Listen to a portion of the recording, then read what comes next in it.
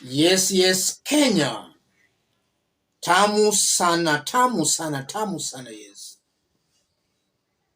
It's hardly 1 month since we witnessed a confrontation involving KDF and some police officers in Mombasa Likoni ferry. Another incident has been reported, this time in Nairobi. Two police officers from Spring Valley Police Station in Westlands were on Saturday morning assaulted by the Kenya Defence Forces, KDF, officers during a routine patrol near Waiyaki Way. According to a police report obtained by Kenyans.co.ke, the incident ensued when the police identified a suspicious character riding on a motorcycle in the wee hours of Saturday morning. The officers trailed the suspect along Kitusuru Road to Waiyaki Way and managed to intercept him near Red Hill Waiyaki Way roundabout. The two cops introduced themselves and stated the reasons for stopping the suspect, but their request was not heeded as the KDF officers assaulted one of the officers. He sustained injuries on the right leg below the knee. Following the altercation, military officers came in large numbers as backup and overpowered the two officers, rescuing the suspect in the process. According to the report, the individual rode on his motorcycle, KDF officers, into Kabete barracks. Moments later, officers from Gigiri rushed to the scene to restore order. The injured officer was rushed to South B Hospital for treatment. At the scene, the Gigiri police officers and the KDF personnel agreed not to pursue the individual to avoid further chaos. The suspect with his motorcycle was left at Kabete barracks to avoid further confrontation, read part of the police report. The incident marks the latest fallout involving KDF and police officers in the past months. Last month, a soldier reportedly stormed a police station, attacked police officers, and managed to set a prisoner free. In a separate incident, a video went viral in Mombasa showing a contingent of military officers engaging in a scuffle with police officers at the Likoni ferry. Following the incidents, Kenyans online called on Interior CS Kithure Kindiki and his defense counterpart, Aden Duale, to take charge and restore order. Yes, that's the latest incident between KDF and the Kenya police.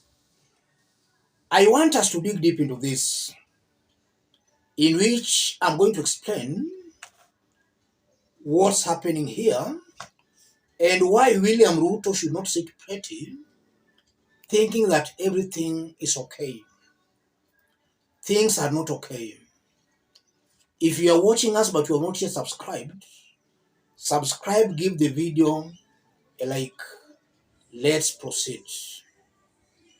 What's happening here, ladies and gentlemen? Why is KDF and the police at war? And what message is coming out looking at such incidences? The altercation between KDF and the police confirms that systems in Kenya have failed. There is a total breakdown in the rule of law. Parliament is not working.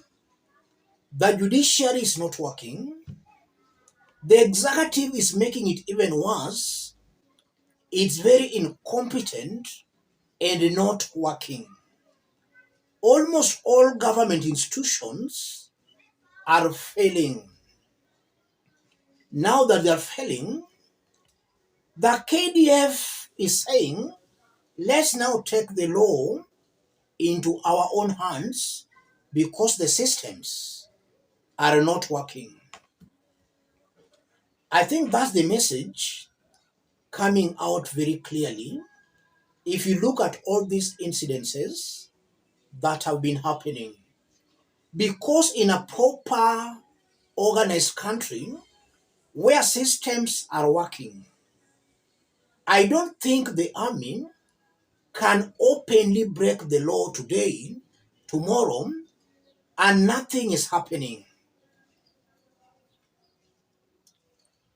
The systems are broken down, ladies and gentlemen. Secondly, it's bringing the question of integrity.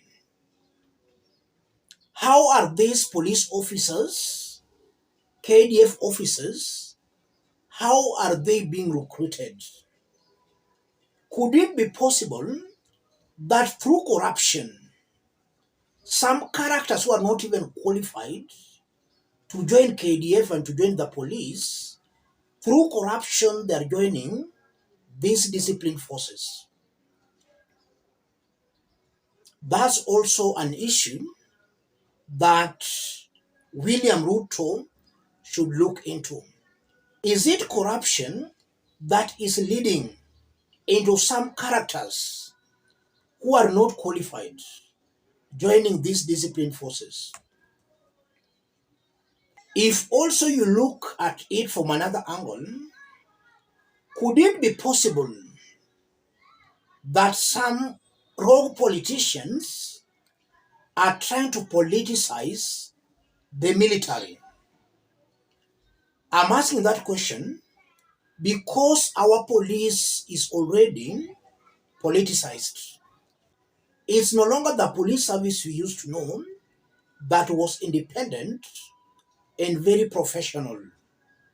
In William Ruto's rule, the police service has been politicized. Politicians are now the ones calling the shots at the service. And some politicians are using the police to play politics, to settle political scores. Recently, we were told that some senior DCI officers in Kisii planned on how to frame the Kisii Governor Simba Arati. And it's clear they were doing that as a result of the pressure coming from the politicians. It's highly possible that the same behavior is also being exported to the KDF. And they might not be happy with that. And that's why we are seeing anger levels coming up, depression levels coming up. Some top Kenya Kwanza officials might be trying to politicize our military. So the military, in annoyance, is behaving abnormally the way they're doing.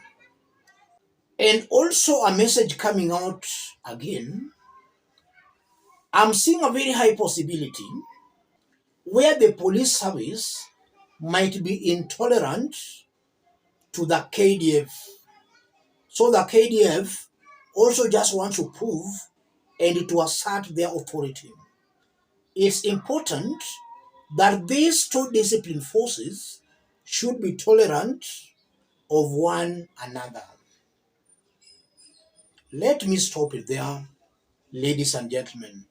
But above all, even before I stop, William Ruto should not take this lightly. This is a confirmation that his government is failing. Kenya is failing. And this is an early sign of a failing state. Ruto should rise to the occasion to make things right. The buck stops with him. If as the executive, as the top leaders of Kenya Kwanza, They are not giving good examples. These are the consequences. So Ruto should start with himself. Let him be a role model to other government officials for things like this not to happen. It's also happening because the top is not behaving the right way. If you are watching us but you have not yet subscribed, subscribe, give the video a like. Any person watching us outside Kenya, drop a comment, let us know from which part of the globe you are watching us from. If possible, subscribe, give the video a like. Thank you. God bless you.